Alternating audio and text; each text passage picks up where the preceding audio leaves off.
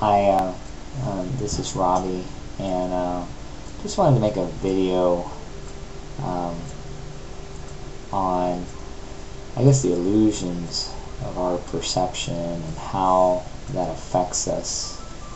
I guess I really got in this line of thinking, I guess, recently, is just because of my work, and for those who don't know, I work in MRI.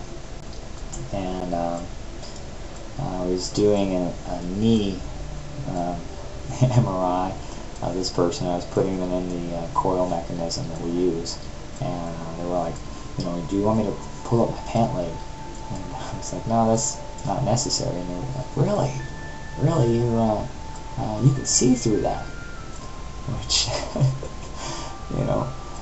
and it seems kind of silly, because you're going through flesh and bone and and everything, and you're especially if you're looking at the pictures, you're seeing everything. But really, this is just it's kind of a byproduct of our society, where we see everything as materialistic, and everything is solid. But we know that that it's not. That just about everything is mostly empty space. Every day at work, I see that, because I wouldn't get any images through X-ray or even my MRI unit if that was not the case. I mean, it's all made, according to that theory that we're visualizing stuff that the elements of matter are mostly empty space. And yet we see things in a very solid way. So it's very confusing for us. And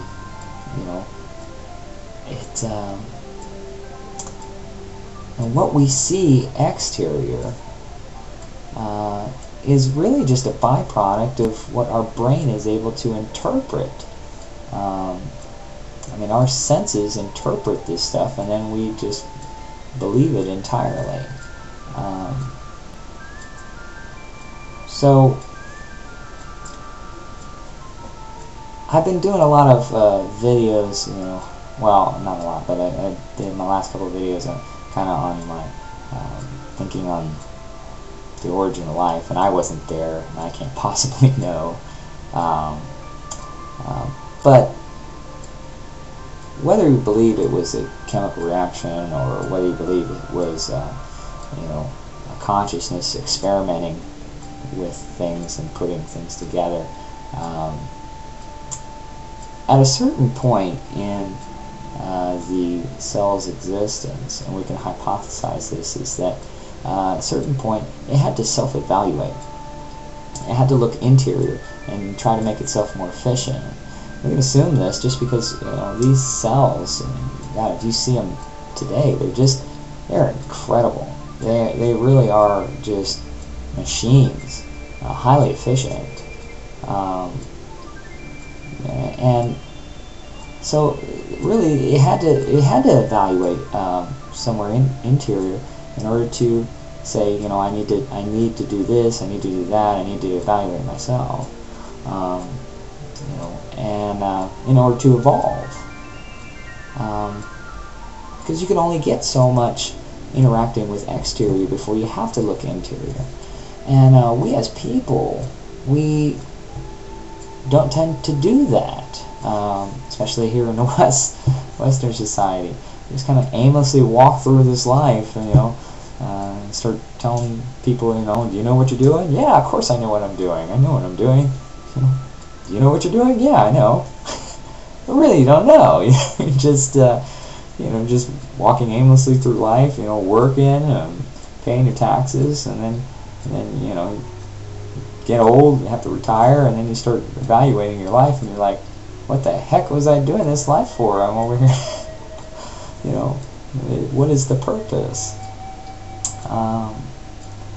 That's because you can't and I think that's why I guess you know, a lot of people that are, I guess, atheists or materialists, because you know they just believe in what they see and what they interact with, and you know. But again, you have to realize that what you see and what you're interacting with and everything is just a byproduct of what your brain is filtering in for you. There may be more information out there that you just is not being allowed to see. So it can really kind of blow your mind a little bit. So so that's why I think I guess that's why I meditate. Try to delve inside myself and self-evaluate. You know, I obviously have lots of problems and stuff, as I'm sure many people do. You know, but really trying to search for a higher meaning within yourself, and you know, again, that may be the way to evolve as a person. Really, is to again realize that, you know, I can't know everything there is to know by just looking exterior. I need to look at interior.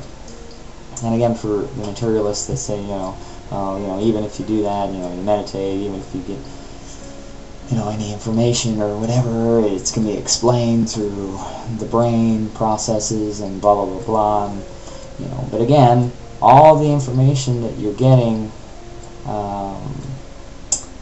from the science of the brain is from exterior. You're visualizing things and your brain is interpreting. There may be more going on. You just, there's no way to know. You can't possibly know what you don't know. So anyway, I know it's kind of a random thought, you know, process, and I may have gone not really in any type of order. I tend to do that from time to time, but it was just it's just something I was thinking about, and I've been wanting to put it out on a video. And I do like making some of these videos, and sometimes I do tend to change my line of thinking, but I like to see where I came from. I like to see how I thought before, and then, you know, how I may have changed. I do try to keep my mind a little bit open, well, I try to keep it as open as I possibly can. So I am open for discussion, you know, if anybody has anything to say.